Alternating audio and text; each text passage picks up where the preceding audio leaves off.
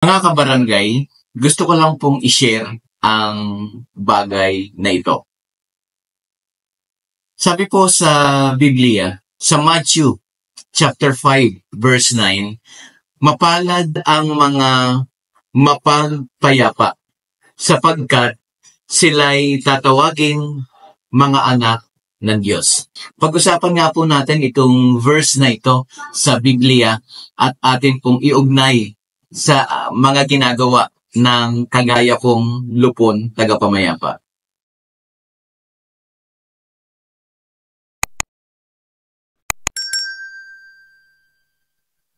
Magandang araw mga kabarangay, kumusta na po kayo? Ako si Jeffrey at sa video na ito, pag-uusapan natin ang isang napakahalagang paalala mula po sa Biblia na nagbibigay inspirasyon sa akin o sa ating tungkulin bilang miyembro ng lupon tagapamayapa. Kung tutuusin po, hindi natin maihiwalay ang kabutihang ginagawa ng lupon tagapamayapa sa ating barangay. Mula sa mga aral ng Biblia, ang ating misyon ay hindi lamang simpleng trabaho. Ito ay isang gawain ng pagmamalasakit, hustisya at kapayapaan na may basbas ng ating Diyos. Ayon po sa Mateo 5:9 na akin pong binasa dito po sa introduction ng video ito.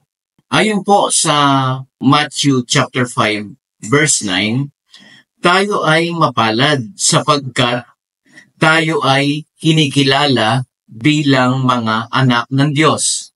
Hindi po madali ang trabaho ng mga lupon.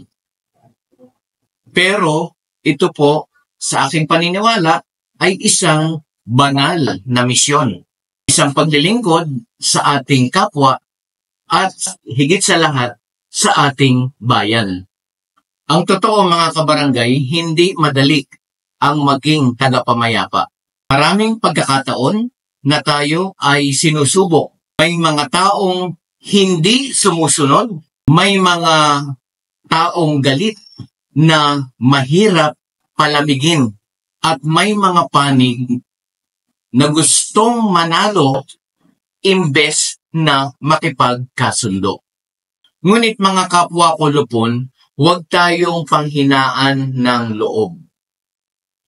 Ang ating ginagawa ay hindi lamang trabaho, kundi ito ay isang misyon na ipinagkatiwala po sa atin ng ating Diyos. Ang ating pagsisikap na magdala ng kapayapaan ay isang anyo ng paglilingkod sa Kanya.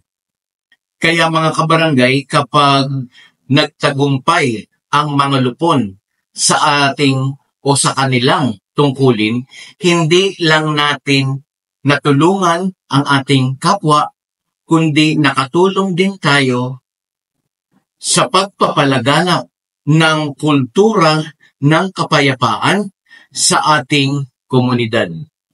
Ang gantimpala, yung reward natin ay hindi lamang ang pasasalamat ng ating mga kabarangay, kundi ang pagpapala po ng Diyos na nagsasabing tayo ay tunay na Kanyang mga anak.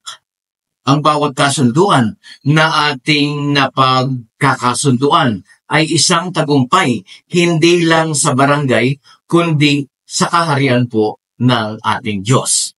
Kaya po ang aking paalala, habilin sa mga kagaya kong lupon, mga kasama, ipagpatuloy po natin yung misyon ng pagiging tagapamayapa o pagiging lupon tagapamayapa. Huwag po tayong magsawa sa paggawa ng mabuti sapagkat ang ating pagsisikap ay may gantimpala sa langit at sa lupa. So ito pong particular na episode na ito, dito po sa Katarungang Pambarangay Law, ay personally, ito po ang aking paniniwala, ang aking pong pananaw para po sa isang lupon tagapamayapa para sa kanyang trabaho sa community. Kaya mga kabarangay, hanggang dyan na lang po muna ulit. Gusto ko lang pong ilabas itong matagal ko nang gustong sabihin sa mga lupon. Okay? Kaya po kung nagustuhan nyo ang mga videos ko dito sa Katarungang Pambarangay Channel, maaari nyo pong i-like, i-share, at kung hindi pa po kayo nakapag-subscribe dito sa Katarungang Pambarangay Channel, maaari din po kayong mag-subscribe para po sa mga susunod na videos na ating pong ipapalabas, kayo po ay ma-update. Maraming pong salamat muli. Ito po si Jeffrey.